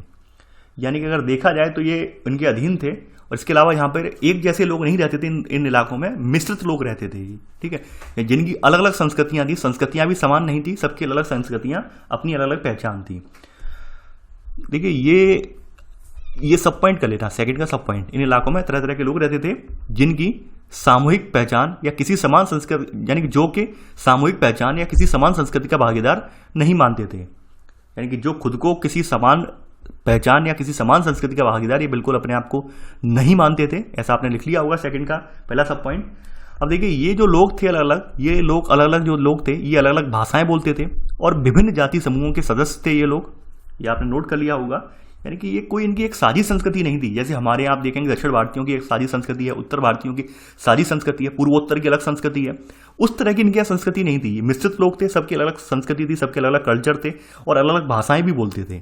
इसका एक उदाहरण यहाँ पर लिया गया है, एग्जाम्पल यहाँ पे बताया गया है ऑस्ट्रिया हंगरी वाला क्षेत्र। तो ऑस्ट्रिया हंगरी वाले क्षेत्र में इन्होंने बताया है कि ऑस्ट्रिया हंगरी में कौन कौन से लोग थे। तो देखिए ऑस्ट्रिया हंगरी में उस समय शासन करने वाला साम्राज्य था, उसका नाम था हैप्सबर्ग साम्राज्य था। तो ये जो साम्राज्य था ये बहुत सारे क्षेत्रों और बहुत सारे जनसमूहों को जोड़कर बना था।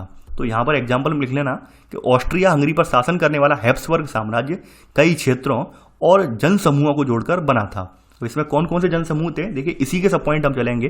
तो इसमें जो एल्पस वाला रीजन है, यानी आल्प्स पर्वतमाला वाला एल्पस वाला रीजन है, यहाँ पर टिराल, ऑस्ट्रिया और सुडेटेनलैंड जैसे इलाके, इसके अलावा यहाँ पे जो है यहाँ पे बोहेमिया एक इलाका है, यहाँ पर बोहेमिया, ठीक है, इलाके, इनके साथ बोहेमिया भी शामिल था, जहाँ के जो कुलीन वर्ग में रहने वाले लोग थे ये सब जर्मन भाषा बोलते थे। यानी यहाँ पर जो इन इलाकों में रहने वाले जर्मन लोग थे वो सब, यानी ये जो कुलीन वर्ग वाले लोग थे, यानी राजा के सामंत वाले लोग थे या राजा के यहाँ जॉब करने वाले लोग थे, जो कह सकते हैं प्रशासनिक लोग थे, ये सभी लोग जर्मन भाषा बोलते थे और इस क्षेत्र में रहते थे। आपने यहाँ पे इस पॉइंट में लिख लिया, ठीक है। आगे बढ़ते हैं। अब देखिए यहाँ पर इस साम्राज्य में ये 20 पॉइंट, यहाँ पे इस साम्राज्य में जो लॉम्बार्डी और वेनेसिया जैसे कुछ इतालवी भाषी प्रांत भी थे, जहाँ पर जो है इतालवी भाषा बोली जाती थी। लॉम्बार्डी और वेनेसिया जैसे इतालवी प्रांत भी यहाँ पे मौजूद थे। देखिए यहाँ पर हम देख सकते हैं, तो ये नीचे वाले आप देख सकते हैं, यहाँ पर ये जो प्रांत हैं ऑस्ट्रिया वाले में, तो ये लॉम्बार्डी और इतालवी, यहाँ पर ये प्रांत आपको देखने को मिल जाएंगे, यहाँ पर ये वाले प्रांत, ठीक है। यहाँ पर जो है इटली, जो इतालवी भाषा, यानी कि जो अभी वर्तमान में इटली है, इटली की भाषा जो है, तो वही भाषा यहाँ पे बोली जाती थी। इसके अलावा यहाँ पर अगर हम देखेंगे, यहाँ पर हंगरी, यानी कि सी सब पॉइंट यहाँ पे नोट करेंगे इसमें, हंगरी में आधे लोग यहाँ पर क्या थे, मैग्यार भाषा है, मैग्यार भाषा बोलते थे उस समय, ठीक है। और जबकि बाकी की बोलियां जो थी भिन्न थी, जबकि बाकी की बोलियां जो थी, बाकी की बोलियां भिन्न थी, ये लिख लेना केवल। इसके अलावा यहाँ पर डी सब पॉइंट इसका जो कहता है, डी सब पॉइंट यहाँ पर ये बताता है कि जो गालिसिया वाला रीजन है यहाँ पर, इसमें उसमें कुलीन वर्ग रहते थे और उनकी भाषा जो थी पोलिश थी, पोलिश भाषा बोलते थे, ठीक है। तो आपने ये नोट कर लिया होगा। इस सब के अलावा यहाँ पर उत्तर में, यानी इस साम्राज्य में जो भारी संख्या में देखा जाए किसान भी थे। तो किसान कहाँ कहाँ थे उनकी संख्या हम देख लेते हैं। तो यहाँ पर ई सब पॉइंट इसमें नोट करेंगे एग्जाम्पल में, यहाँ पे लिखेंगे इस साम्राज्य में भारी संख्या में खेती करने वाले लोग रहते थे। वो कहाँ कहाँ पर थे वो भी देख लेंगे। जैसे उत्तर में बोहेमियन और स्लोवाक थे, इसके अलावा कार्निओला में स्लोवेंस थे, दक्षिण में क्रोएट थे और पूरब की तरफ ट्रांसिल्वेनिया, ठीक है, में रहने वाले लोग राउमन लोग थे। तो ये लोग कौन से थे, ये खेती करने वाले लोग थे। तो आपने ये यहाँ पर नोट कर लिया होगा। तो ऐसे करके एग्जाम्पल और एग्जाम्पल में ये जो लोग हैं इनके बारे में लिखवा दिया है। लिखवाने का प्रयोजन यही है कि भाई आपको पता होना चाहिए विविधता कितनी थी यूरोप में। यानी एक ऑस्ट्रिया हंगरी जो साम्राज्य है, हैम्सबर्ग साम्राज्य है, उसके बारे में आप पढ़ रहे हैं। तो वहाँ पर आपने देख लिया कि देखिए गालिसिया रीजन है, ये ऊपर देख रहे हैं यहाँ पर अब प्रसा है, पोलैंड है, यहाँ पर रहने वाले जो लोग हैं वो आपने सब पूरा यहाँ पर देख लिया। कितनी विविधता यहाँ पर एक ऑस्ट्रियाई साम्राज्य में पाई जाती थी, हैम्सबर्ग साम्राज्य में कितनी विविधता पाई जाती थी, वो आपने यहाँ पर नोट कर लिया है। आगे बढ़ते हैं, ये तो आपका देखिए सेकेंड पॉइंट, और आगे बढ़ते हैं। अब आपका थर्ड पॉइंट स्टार्ट होगा। अब यहाँ पे बताया गया है कि भाई यूरोप में जो समाज था, समाज में कौन कौन से तबके थे। जैसे आपने फ्रांस के समाज में देख लिया, फ्रांस के समाज में 3 तबके थे, 3 स्टेट में डिवाइड था। यूरोप का समाज कितने तबकों में डिवाइड था। ये बात अगर हम यूरोप की करें तो यूरोप में वहां पर अगर देखा जाए अमूमन तो वहां पे 2 तरह के लोग थे, कुलीन वर्ग वाले और नया मध्य वर्ग। कुलीन वर्ग का मतलब एक अपर, जिसमें राजा, राजा के परिवार के परिवारीजन या राजा के यहाँ जो प्रशासनिक कर्मचारी हैं बड़े ओहदों पर, वो सब शामिल थे, और एक मध्य वर्ग था। और सबसे नीचे फिर वही आप समझ सकते हैं किस कृषक वर्ग था। तो यहाँ पर अगर हम देखें, सामाजिक रूप से देखें थर्ड पॉइंट में, तो थर्ड पॉइंट आपका ये कहता है कि सामाजिक और राजनीतिक रूप से जमीन का मालिक जो थे वो कुलीन वर्ग के लोग थे, यानी कि जो अपर वर्ग के लोग थे, ऊपरी वर्ग के लोग थे, वही वहां पर जो जमीन के मालिक थे। और ये यूरोपीय महाद्वीप के सबसे प्रभुत्वशाली वर्ग थे। संख्या के लिहाज से अगर देखा जाए तो इनका एक छोटा सा समूह था। ये संख्या के लिहाज से यूरोप में कुलीन वर्ग की संख्या बहुत अल्प थी, लेकिन सबसे ज्यादा जमीनों के मालिक यही लोग थे। थर्ड पॉइंट आपने नोट कर लिया होगा। इसी में सब पॉइंट देखिए, ये लोग ग्रामीण इलाकों में जायदाद और शहरी हवेलियों के मालिक थे। इसके अलावा इनकी जो राजनीतिक कार्यों वगैरह के लिए जो ये उच्च वर्गों के बीच कौन सी भाषा इस्तेमाल करते थे, ये फ्रेंच भाषा का प्रयोग करते थे। यानी यहाँ पर ध्यान देने वाली बात है, यूरोप के अधिकतर जो कुलीन वर्ग के लोग आ रहे हैं वो सब फ्रेंच भाषा का प्रयोग कर रहे हैं। ये आपने यहाँ पर लिख लिया है, ठीक है। आगे बढ़ते हैं। आप देखिए यूरोप में अगला वर्ग कौन सा मिलेगा। यूरोप में ये तो आपने कुलीन वर्ग देख लिया, अगला वर्ग जो है कृषक वर्ग था, किसान वर्ग था। तो चौथा पॉइंट नोट करेंगे यहाँ पर। तो यूरोप में यहाँ लिखेंगे, इसमें आगे लिख लेना, यूरोप में जनसंख्या के अधिकांश लोग कृषक थे। अगर हम पश्चिम की बात करें यूरोप की, तो पश्चिम में ज्यादातर जमीन जो थी वो किराएदार थे वहां पर, यानी किराए पर खेती करने वाले व्यक्ति थे, या छोटे छोटे किसान या काश्तकार थे वहां पर।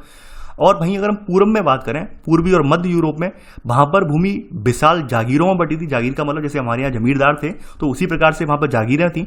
और वहां पर उन जागीरों में भूदास खेती करते थे, यानी जो कृषि के अधीन होने वाली दास्ता है, यानी कृषि में जो हम दास लगा रहे हैं उन्हें हम भूदास कहते हैं। तो वहां पर वो भूदास खेती करते थे, यानी वहां पर किसी प्रकार के किराएदार या छोटे काश्तकार नहीं थे, बल्कि वहां पर भूदास खेती करते थे, ठीक है। तो यहां पर चौथे के दोनों सब पॉइंट आपने नोट कर लिए होंगे।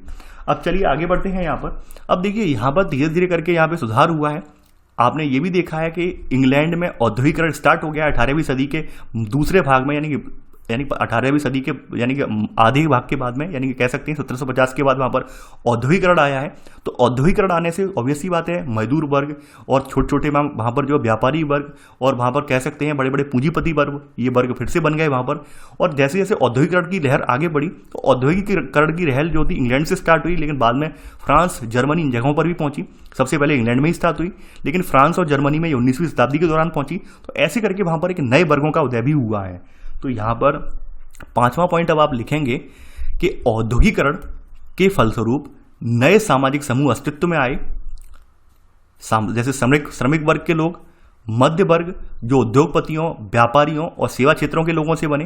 यानी कि यहां पर श्रमिक वर्ग हमें देखने को मिला, मध्य वर्ग देखने को मिला। मध्य वर्ग में आपके उद्योगपति थे, व्यापारी थे और सेवा क्षेत्र वाले व्यापारी थे। तो ये इन लोगों से मिलकर बना था ये वर्ग। तो ये आपको औद्योगिकरण के बाद देखने को मिलेगा, उससे पहले देखने को ये नहीं मिलेगा, ठीक है। आगे बढ़ते हैं यहाँ पर। अब देखिए यहाँ पर जो कुलीन विशेषाधिकारों की समाप्ति की बात करने वाला एक वर्ग और था, जिसका नाम था उदारवादी, ठीक है, यानी लिबरल्स जिन्हें कहा जाता था। तो ये वर्ग और था, ये वर्ग, यानी कि ये वर्ग इन्हीं लोगों में से निकला हुआ था। यानी जो मध्य वर्ग था, मध्य वर्ग में जो लोग शिक्षित हो गए थे या व्यापारी वर्ग वगैरह के लोग शिक्षित हो गए थे, अब वो अपने अधिकारों की बात करने लगे। तो उन्हीं में से एक वर्ग उदारवाद वाला बन गया, यानी लिबरल्स वाला एक वर्ग बन गया। तो यहाँ पर छठा पॉइंट वही बोलता है कि कुलीन विशेषाधिकारों की समाप्ति के बाद शिक्षित और उदारवादी मध्य वर्गों के बीच ही राष्ट्रीय एकता के विचार लोकप्रिय हुए हैं। यानी इन लोगों ने ही सबसे पहले ये जाना कि हमें अगर अपना देश वास्तव में राष्ट्र बनाना है तो उसके लिए जरूरी ये है कि यहाँ पर लोकतंत्र स्थापित किया जाए और राजशाही को हटा दिया जाए। तो ये राष्ट्रीय एकता के पक्षधर थे। इनका मानना था कि सभी लोग जो हैं देश की प्रजा ना होकर देश के नागरिक बनाए जाएं, ठीक है। तो ये जो वर्ग निकल के आया, इनका नाम था उदारवादी, लिबरल्स, ठीक है। अब देखिए उदारवादी आगे क्या चाहते थे, इनके लिए क्या मायने थे वो भी देखते हैं। उदारवादी यही चाहते थे कि हम आजाद हो जाएं, आज़ाद का मतलब जानते हैं, आज़ाद किससे हों? राजा से, राजशाही से, यानी राजशाही का शासन खत्म हो जाए और यहाँ पर लोकतंत्र का शासन स्थापित हो, एक संवैधानिक तंत्र स्थापित हो और संविधान के दायरे में, कानून के दायरे में सभी लोग एक रूप हों, यानी एक समान हों। तो यहाँ पर उदारवादियों का ऐसा मानना था। तो यहाँ पर अगला पॉइंट आप नोट करेंगे, देखिए छठा पॉइंट तो आप नोट कर लिया, छठे का सब पॉइंट आप नोट करेंगे। यहाँ पे छठे का पहला सब पॉइंट कि नए मध्य वर्गों के लिए उदारवाद का मतलब था कि व्यक्ति की आज़ादी और कानून के समक्ष सबकी बराबरी, जो कि अभी मैं बता चुका हूं। ये आपने यहाँ पर छठे का पहला सब पॉइंट नोट कर लिया होगा। अब देखिए यहाँ पर आगे बढ़ने पर ये जो लोग थे, यानी कि ये लोग अक्सर इनका जो टकराव होता था वो फ्रांस के क्रांति के बाद इनमें भी एक चेतना आई थी और इनकी चेतना के फलस्वरूप इनका टकराव खास करके पादरी वर्ग के विशेषाधिकारों के खिलाफ थे ये लोग, इसके अलावा निरंकुश शासकों के खिलाफ थे और एक संविधान और संसदीय प्रतिनिधि सरकार के पक्षधर थे ये लोग। ये बात आपको बता चुका हूं मैं। इनका मानना ये था उदारवादियों का, जो संपत्ति है, जो कुलीन वर्गों के हाथ में संपत्ति का एक बड़ा तबका है, तो वो उनके स्वामित्व की अनिवार्यता जो यानी कि संपत्ति जो है बड़े लोगों के हाथ में वो हटाकर सबके हाथ में संपत्ति दे दी जाए। ठीक है, यानी कि जो भूदास वगैरह हैं या जो कृषक हैं, यानी किराएदार वाले कृषक हैं, उनको भी अब संपत्ति पकड़ा दिया, उन्हें उनका अधिकारी बना दिया जाए, उनका मालिक बना दिया जाए। तो यहाँ पर अगला पॉइंट यहाँ पे नोट करेंगे, अगला सब पॉइंट कि उदारवादी निजी संपत्ति के स्वामित्व की अनिवार्यता पर भी बल देते थे। उदारवादी यहां पर लिख लेना आप, यानी 19वीं सदी के उदारवादी। ठीक है, ये नोट कर लिया होगा आपने। आगे बढ़ते हैं। देखिए ये सभी को कानून के समक्ष बराबरी का तो मानते थे कि भाई कानून के समक्ष सभी बराबर होने चाहिए, लेकिन यहां पर भी एक अपवाद देखने को मिलेगा। यहां पर अपवाद वही देखने को मिलेगा कि कानून के समक्ष बराबरी का मतलब तो कह रहे हो आप, लेकिन जो वोटिंग वाला अधिकार है उस अधिकार में ये भी पीछे हट जाते थे। यानी वोटिंग यहाँ पर भी वही सीमित लोगों को थी, जो लोग संपन्न लोग थे, पढ़े लिखे लोग थे, मध्य वर्ग के जो पढ़े लिखे लोग थे या संपन्न लोग थे वही वोट कर सकते थे। महिला, वयस्क यानी अवयस्क बच्चे वगैरह थे, ये वोट नहीं कर सकते थे। तो यहाँ पर भी स्थिति वही थी। यानी एक तरफ तो ये लोग समानता की बात कर रहे हैं, दूसरी ओर जब वोटिंग की बात आ रही है तो आप महिलाओं को और जो बच्चे हैं 25 साल से नीचे उन्हें आप अलग हटा दे रहे हैं, या गरीब लोग हैं, मजदूर लोग उन्हें अलग हटा दे रहे हैं। तो फिर समानता कैसी हुई? तो ऐसे करके इसके लिए एक मताधिकार वाला आंदोलन भी स्टार्ट हुआ है और इस आंदोलन के बारे में आपने सुना भी होगा। जैसे मैंने अभी नाम एक दे रहा हूं कि नाम सबसे पहले स्टार्ट हुआ था ओलंप दे गूंज से। यानी ये महिला, आपने नाम महिला का सुना होगा, महिला का नाम था ओलंप दे गूंज और ये फ्रांसीसी महिला थी। उस समय फ्रांस की क्रांति जब हुई थी उस समय, तो ओलंप दे गूंज ये क्रांतिकारी जो महिला थी ये राजनीतिक रूप से सक्रिय रही हैं और 1791 में इस महिला ने जो महिलाओं के लिए, यानी कहा जाए महिला और नागरिक अधिकारों की घोषणा पत्र तैयार इन्होंने किया था। तो उस समय क्या था कि भाई जैकोबिन क्लब वालों के जो नेता थे, तो उन नेता ने, रॉबेस्पियर ने क्या किया था, रॉबेस्पियर ने इन पर मुकदमा ठोंककर, इन पर मुकदमा लगाकर इनको फांसी पे चढ़ा दिया था, क्योंकि उस समय ये डिमांड कर रही थी कि महिलाओं को भी समान अधिकार दिए जाएं। और उस समय रॉबेस्पियर जो थे वो रॉबेस्पियर महिलाओं को पूरे बराबरी के अधिकार देने के पक्षधर नहीं थे। तो ऐसे करके ओलंप दे गूंज जो थी वो उस समय फांसी पे चढ़ा दी गई थी। तो पहली बार महिला अधिकारों की बात ओलंप दे गूंज ने ही की थी यूरोप में फ्रांस की क्रांति के दौरान। तो यहां पर भी वही स्थिति थी। यहां पर शुरुआत में इन्होंने महिलाओं को, यहाँ पे वही लिखा हुआ है, संपदविहीन पुरुष सभी महिलाओं को राजनीतिक अधिकारों से वंचित रखा गया, यानी वोटिंग के अधिकार से वंचित रखा गया।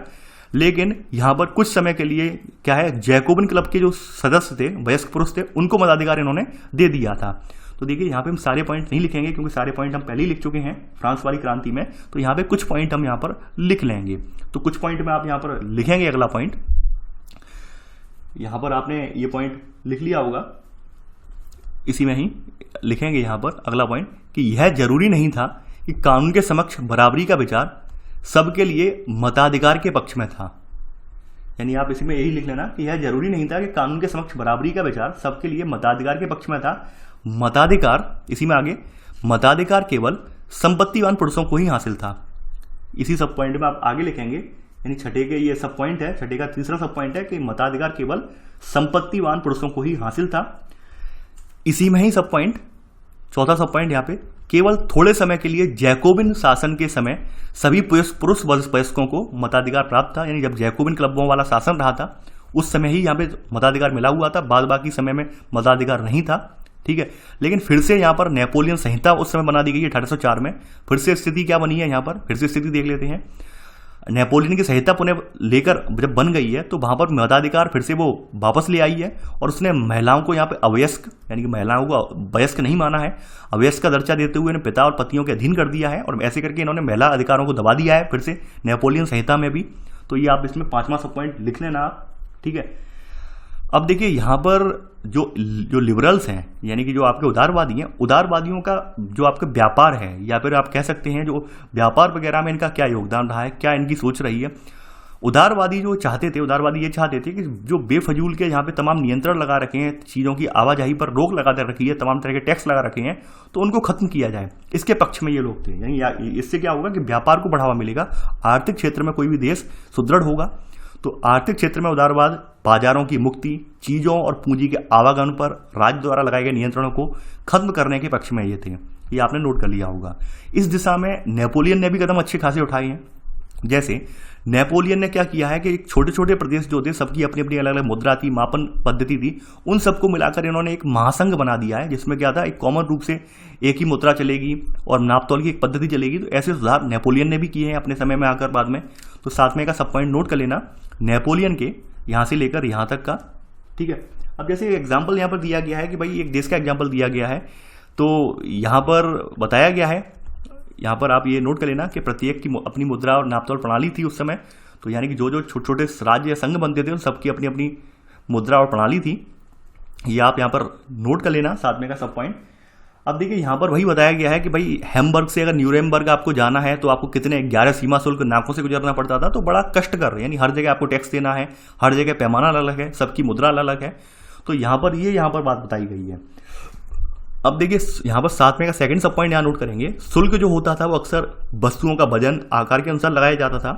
कपड़े और मापने की जो मुद्रा थी उस समय, कपड़ा मापने का जो पैमाना था वो एले था, और इसकी लंबाई जो थी हर जगह, यानी जहाँ जहाँ आप जैसे जैसे जिस राज्य से गुजरेंगे तो वहाँ पे अलग अलग लंबाई थी। तो बताया गया कितनी कितनी लंबाई थी।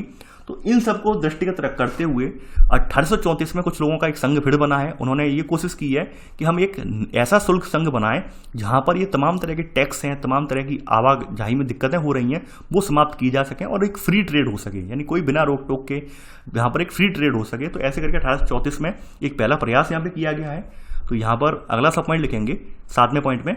1834 में प्रसा एक देश है। देखिए प्रसा एक साम्राज्य था उस समय। प्रसा आप ये देख सकते हैं, ये जो है प्रसा, ठीक है, ये प्रसा है आपका उत्तर की तरफ, उत्तर पूर्व में जो प्रसा पड़ रहा है यहाँ पे। तो प्रसा को यहाँ पर प्रसा ने ही पहल की थी सबसे पहले।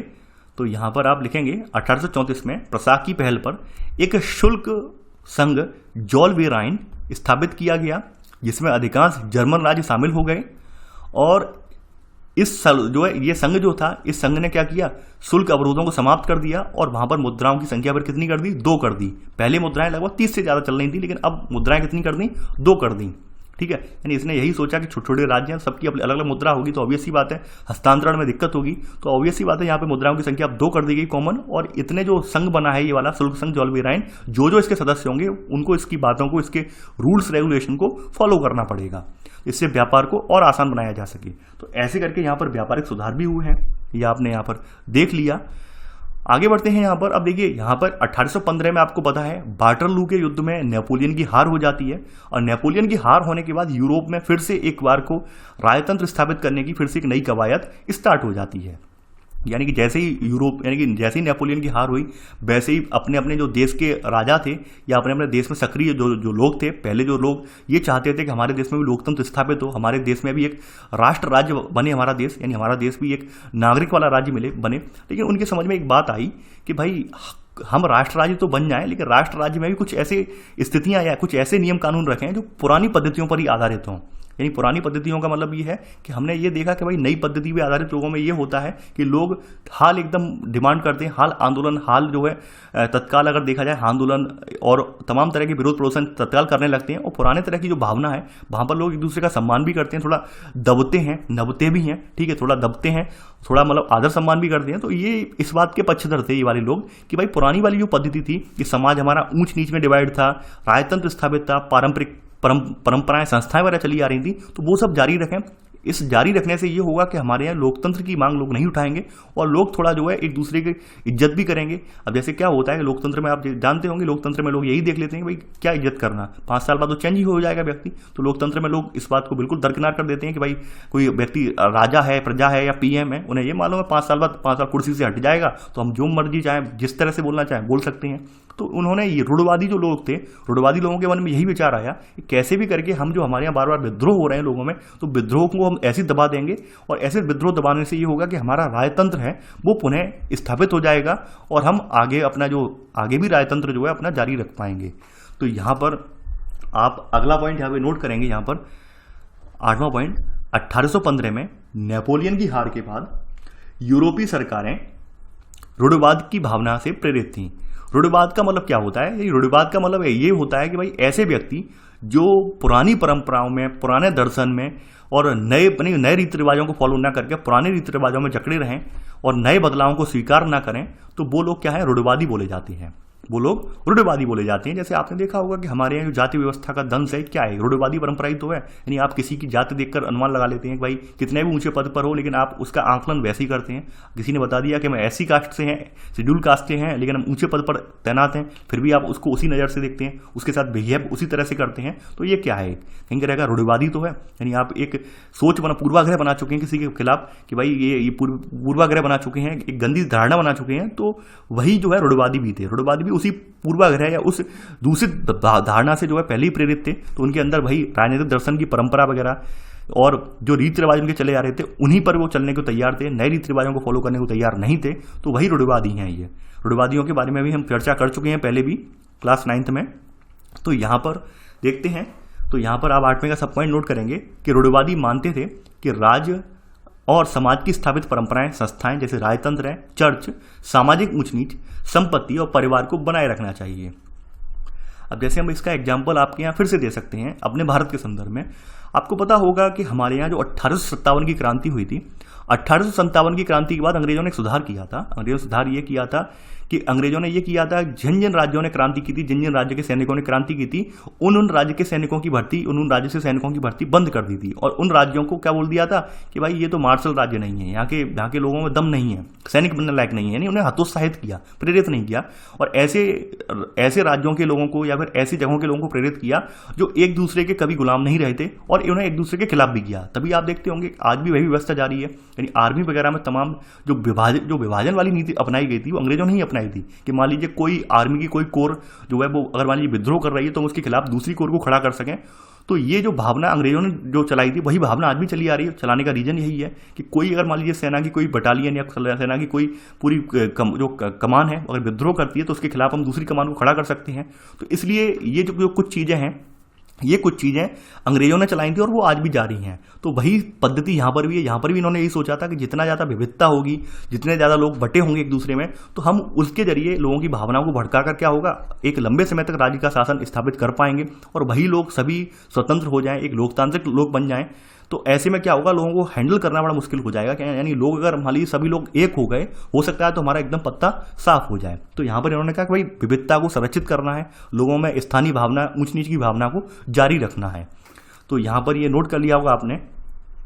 अब देखिए रूढ़वादियों में भी एक वर्ग ऐसा था जो ये मानता था कि भाई पूरी तरह से रूढ़वाद न बनाया जाए, यानी पहले की जो पद्धति थी रूढ़वादी वाली वो पूरी तरह से फॉलो ना की जाए, कुछ तो सुधार किए जाएं। तो ऐसे में इन्होंने ये भी देख लिया था कि भाई नेपोलियन ने अपने जो साम्राज्य में कुछ सुधार किए थे, तो सुधार करने से ये हुआ था कि वहाँ पर आधुनिकीकरण आया था और आधुनिकीकरण आने से जो राजनीतिक संस्थाएं थी वो और मजबूत हुई थी। नहीं जैसे नेपोलियन ने अपने युद्ध में आधुनिक पद्धति से युद्ध पद्धति की, ठीक है, यानी आधुनिक पद्धति से अपनी सेना तैयार की थी और सेना की प्रशासनिक कमानें वगैरह थी उनमें भी आधुनिक पद्धति दिखाई, जिसकी वजह से वो यूरोप में विजय हासिल कर पाया। तो इस तरह से इन्होंने भी सोचा कि भाई अब हम ये करेंगे, अपना आधुनिकीकरण करेंगे। आधुनिकीकरण करने से क्या होगा कि हमारा जो राजतंत्र है और मजबूत होगा और संगठित होकर स्थापित होगा। ठीक है, तो ऐसे करके इन्होंने प्रेरणा ली। 8वें का सेकंड सब पॉइंट आपने नोट कर लिया होगा। आगे बढ़ते हैं। अब देखिए यहाँ पर ऐसे करके करते ये भावना आपने देख ली रूढ़वाद वाली, ऐसे करके करते यहाँ पर बात करते हैं 1815 की। नवा पॉइंट आपका आ गया।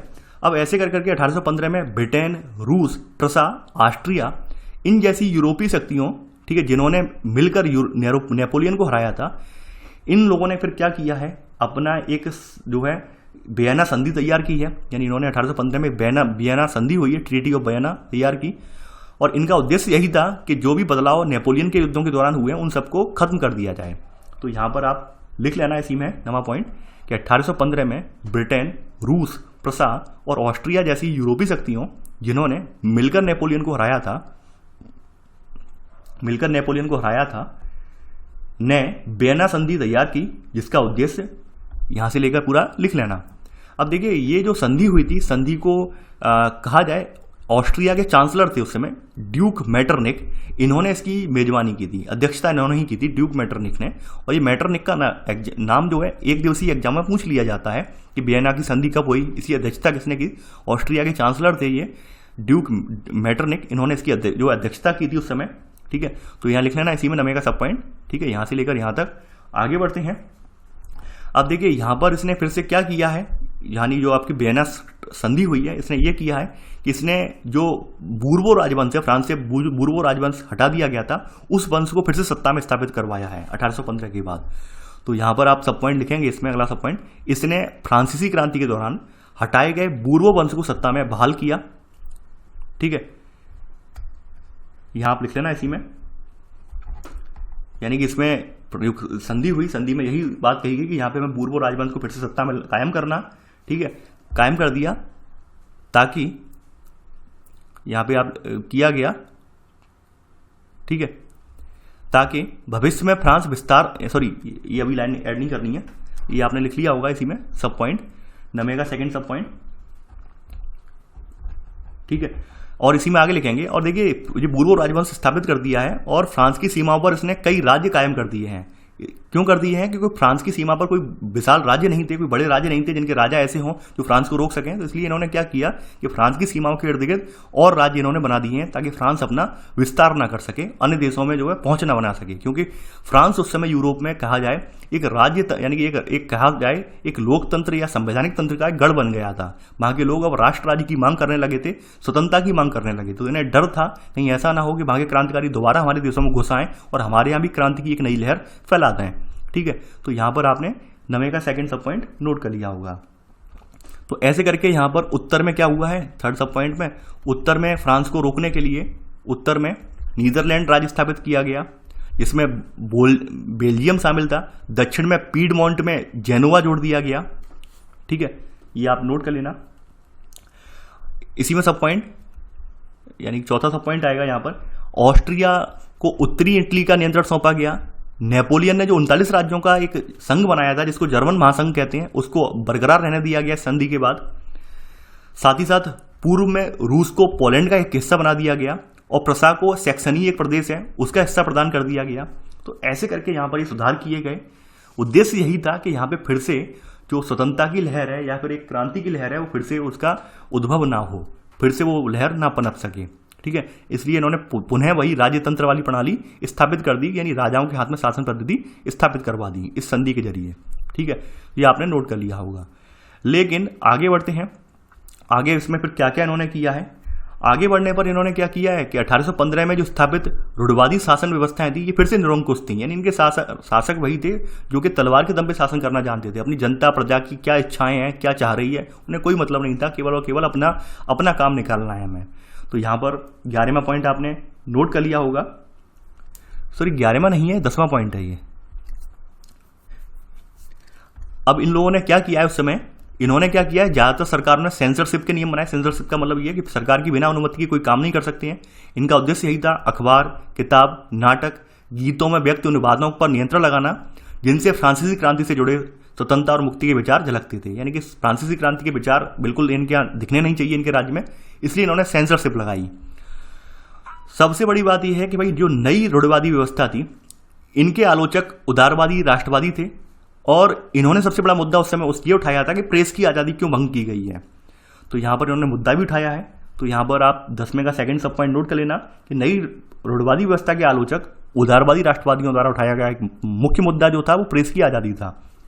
अब यहाँ पर रूढ़िवादी जो है, रूढ़िवादियों के टाइम पर इन राष्ट्रवादियों का क्या हुआ है, ये जो क्रांतिकारी थे क्रांतिकारियों का क्या हुआ है वो हम यहाँ पर देखेंगे। अब देखिए 1815 में जो वियना की संधि हो गई है उसके बाद क्रांतिकारियों का दमन स्टार्ट कर दिया गया। तमाम सरकारें आई, सरकारों ने जो है ऐसे क्रांतिकारी नेता या क्रांतिकारी लोग जो अपनी जनता को भड़का रहे थे अपने राजतंत्र के विरुद्ध, उनको तमाम सजा दी गई, दंड दिए गए। तो ऐसी स्थिति को देखते हुए इन क्रांतिकारियों को भूमिगत होना पड़ा, यानी अंडरग्राउंड होना पड़ा, छुपना पड़ा। तो यहाँ पर आप अगला पॉइंट यहाँ पर नोट करेंगे, ये आपका 11वां पॉइंट है कि 1815 के बाद के वर्षों में दमन के भय ने अनेक उदारवादी राष्ट्रवादियों को भूमिगत कर दिया और अब भूमिगत होने से क्या हुआ, भूमिगत होने से उन्होंने अब बहुत सारे, यानी अब लिख लेना, अब बहुत सारे यूरोपीय राज्यों में गुप्त संगठन उभर आए। यानी जो जो ये अंडरग्राउंड हुए उदारवादी राष्ट्रवादी, इन्होंने क्या किया, अंडरग्राउंड होकर अपने अपने गुप्त संगठन बना दिए, ऐसे संगठन बना दिए जो कि राजा की नजर में नहीं थे। ठीक है, ये 11वां पॉइंट आपने नोट कर लिया होगा। अब देखिए क्रांतिकारियों का मतलब क्या था। क्रांतिकारी उस समय होने का मतलब ये था, क्रांतिकारियों का मतलब था उन राजतंत्री व्यवस्थाओं का विरोध करना है जो वियना कांग्रेस के बाद स्थापित की गई थी। यानी वियना की सभा हुई थी, उसके बाद जो जो व्यवस्थाएं स्थापित की गई थी, तो क्रांतिकारी उन्हीं का विरोध कर रहे थे, क्योंकि क्रांतिकारी यही चाहते थे जो फ्रांस की क्रांति के फलस्वरूप क्रांति के बाद 1791 में संवैधानिक तंत्र स्थापित किया गया था, वही तंत्र स्थापित किया जाए। जबकि इन लोगों ने जो वियना क्रांति हुई, वियना संधि हुई थी, वियना संधि के बाद इन्होंने क्या किया था, इन्होंने पुनः वही व्यवस्था कायम कर दी थी। कौन सी वाली, जो है यानी कि राजा वाली, राजतंत्र वाली व्यवस्था इन्होंने कायम कर दी थी। अब देखिए यहां पर अगला पॉइंट यहां नोट करेंगे, ज्यादातर क्रांतिकारी जो थे राष्ट्र राज्यों की स्थापना को आजादी के संघर्ष का अनिवार्य हिस्सा मानते थे। यानी इनका अनिवार्य हिस्सा यही था कि हमें राष्ट्र राज्य स्थापित करवाना है, यानी कि अपनी जो देश के रहने वाले नागरिक हैं तो उन्हें प्रजा से नागरिक बनाना है। यानी अभी इन लोगों ने फिर से प्रजा बना दिया, राजा की दया पर जीने वाली प्रजा बना दिया है, नहीं, हमें अपने नागरिक बनना है। नागरिक बनेंगे तो लोकतंत्र स्थापित होगा। तो यहां पर आपने नोट कर लिया होगा। इसी समय एक व्यक्ति आता है जिसका नाम है, इटली का एक क्रांतिकारी है, जूसेपी मोस्सिनी। 12वां पॉइंट आप नोट करेंगे, इटली का क्रांतिकारी जूसेपी मोस्सिनी। इसका जन्म 1807 में जेनोवा में हुआ और ये जो है कार्बोनारी के गुप्त संगठन का सदस्य बन गया उस समय। अब देखिए इसने क्या किया था, इसमें लिगुरिया एक है, लिगुरिया में इसने क्रांति की थी, क्रांति के फलस्वरूप इसे बहिष्कृत कर दिया गया, इन्हें बाहर निकाल दिया गया। और ऐसे करके इसने जो है 2 अंडरग्राउंड संगठन बनाए। यानी लिगुरिया में क्रांति के फलस्वरूप इसे जो है यहाँ पर इसे बाहर निकाल दिया गया, बहिष्कृत कर दिया गया, इसका बहिष्कार किया गया। तो इसने भूमिगत होकर अंडरग्राउंड संगठन बनाए। दो कौन कौन संगठन थे वो भी लिखेंगे यहाँ पर, सेकंड सब पॉइंट। पहला संगठन था मार्सेई में यंग इटली, और दूसरा बर्न में इसने बनाया था यंग यूरोप। इसके सदस्यों में यहाँ पे पोलैंड, फ्रांस, इटली, जर्मन राज्यों से समान विचार रखने वाले युवा थे, यानी क्रांतिकारी विचार रखने वाले युवा थे ऐसे लोग। ठीक है, देखिए मोस्सिनी का जो विश्वास था, थर्ड सब पॉइंट, वो विश्वास यही था कि ईश्वर की मर्जी के अनुसार राष्ट्र ही मनुष्यों की प्राकृतिक इकाई थी। राष्ट्र का मतलब यह क्या है कि किसी राजा के नियंत्रण के बिना जो राष्ट्र, यानी कि लोगों का बनाया हुआ देश, जहां पर लोग जन्म संग्रह के आधार पर अपने शासकों का चुनाव कर सकें, उन्हें हटा सकें, वही राष्ट्र जो है वो मनुष्यों की प्राकृतिक इकाई थी। ये जो है मोस्सिनी का विचार था। तो मोस्सिनी की यहाँ पर आलोचना भी की है। जो मेटरनिक है यहाँ पर, जो है चांसलर मेटरनिक है ऑस्ट्रिया के, उन्होंने इसे जो है सामाजिक व्यवस्था का सबसे खतरनाक दुश्मन बताया है। लेकिन यहाँ पर मोस्सिनी है, मोस्सिनी क्रांतिकारी से तमाम प्रयास किए, तो वो यहाँ पर आपने नोट डाउन कर लिए हैं। तो ऐसे करके आज हमने यहाँ पर इसका पार्ट 1 कवर कर लिया है। ठीक है, चैप्टर लेंदी है। दूसरी बात यह है कि ये जो चैप्टर होते हैं ऐसे नहीं है चैप्टर कि हमने रैंडमली उठा लिए पढ़ लिए, नहीं, पूरी भूमिका इनके लिए जाननी पड़ती है। ठीक है, मैं आप सभी से यही कहना चाहूँगा जाते जाते, ये चैप्टर आपको और अच्छे से तब समझ में आएगा जब आप फ्रांसीसी क्रांति पढ़ लेंगे। मैंने फ्रांसीसी क्रांति की एक झलक दिखाई है यहाँ पर, पूरी क्रांति नहीं पढ़ाई है, झलक दिखाने का रीजन यही था कि आपके माइंड में वो भूमिका क्लियर हो जाए, जिसके जरिए आप ये समझ जाएं चैप्टर कहना क्या चाह रहा है ये। वरना आप अगर रैंडमली इस चैप्टर को पढ़ेंगे तो आपको कुछ समझ में नहीं आने वाला है। तो मैं आपसे गुजारिश यही करूंगा कि मैंने लिंक डिस्क्रिप्शन बॉक्स में दे दिया है, तो आप पहले वहां पर वो लिंक पर जाकर वो आप पढ़ लें। ठीक है, फ्रांसीसी क्रांति, उसके बाद ये चैप्टर देखें। और खास करके आप लोगों से फिर से यही कहना चाहूंगा कि ये चैप्टर पढ़ने से काम नहीं चलेगा, इसके नोट्स आपको बनाने ही पड़ेंगे। तो चलिए आज के लिए बस इतना ही। आई होप आपको लेक्चर पसंद आया होगा। इस वीडियो को लाइक शेयर करना बिल्कुल ना भूलें। तो थैंक्स फॉर वॉचिंग। जय हिंद।